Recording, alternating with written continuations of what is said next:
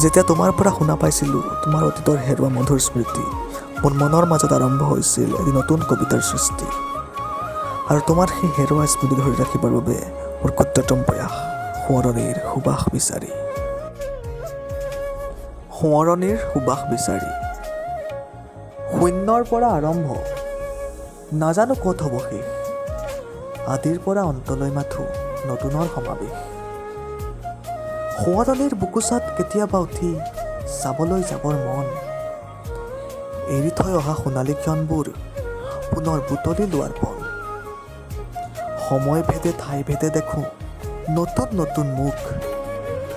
তাৰে মাজৰ কোনোবা আকৌ হৈ পৰে জীৱনৰ সুখ। যি পাইছোঁ লৈছোঁ আঁকোৱালি, কোনো ভ্ৰক্ষেপ নাই।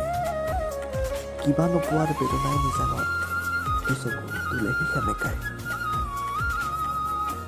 জীৱন আৰু সময় কেতিয়াও নাথাকে কালৈ গৈ, তথাপি মন যায় উভতি গৈ সোঁৱৰণিৰ সুবাস লৈ চাবলৈ।